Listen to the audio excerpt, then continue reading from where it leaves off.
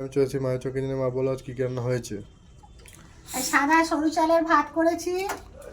এখানে লাল কুমড়ো চাকা চাকা করে কেটে নুন হলুদ মেখে ভেজে রেখেছি, দেখুন লাল কুমড়ো ভাজা। আর এখানে জ্যান্ত রুই মাছের ঝোল করেছি আলু দিয়ে। মাছটাকে নুন হলুদ মেখে আগে ভেজে তুলে রেখেছিলাম। ওই তেলে আলু দিয়ে আলুগুলো ভেজে তুলে রেখে দিয়েছিলাম। সেই তেলে একটু 5 ফোড়ন দিয়েছি, লঙ্কা ছিঁড়ে দিয়ে আদা বাটা দিয়েছি। আদা বাটাটা ভালো করে ভাজা হয়ে আসতে পেঁয়াজ বাটা দিয়েছি। পেঁয়াজ বাটাটা ভালো করে ভাজা হয়ে আসতে একটা টমেটো দিয়েছি, দিয়ে নাড়াচাড়া করেছি। লঙ্কা গুঁড়ো, হলুদ গুঁড়ো, জিরে গুঁড়ো, স্বাদ মতো লবণ দিয়ে কষিয়ে ভাজা আলুগুলো ঢেলে দিয়ে পরিমাণ মাপে জল দিয়ে ফুটে উঠতে মাছগুলো দিয়ে দিচ্ছি। ফুটে যেতে ধনে পাতা দিয়ে লাগিয়ে নিয়েছি। এই দেখুন, এটা বড় একটা পেটি। আর এই হচ্ছে চাকা। বাড়িতে 3 জন খায়, তবু 4 পিস মাছ হয়ে গেছে।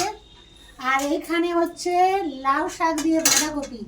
প্রথমে আলুটা ভেজে তুলে রেখে দিয়েছিলাম।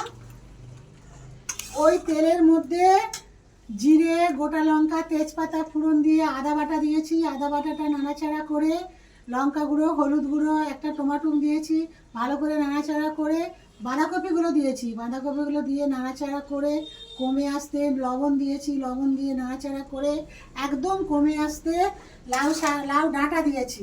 শাকগুলো কালকে ভেজে খেয়ে নিয়েছি। বাঁধাকপিতে লাউ ডাঁটাটা দিলে ভালো লাগে। এরপরে কপিটা কমে আসতে ওর উপরে লাউ ডাঁটা দিয়ে ভালো করে কষিয়ে অল্প জল দিয়ে দিচ্ছিলাম। দিয়ে এই দেখুন সিদ্ধ হয়ে গেছে। এইবার ঢেলে নেব বাঁধাকপি দিয়ে লাউ ডাঁটা। এই ঢেলে নিলাম। ডাঁটার ভাগটা একটু বেশি আছে, শাকটা একটু কম নিয়েছি, কেননা 3 জন তো খাবো। এই দেখে নিন।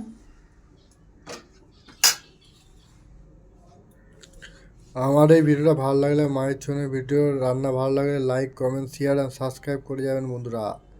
Thank you.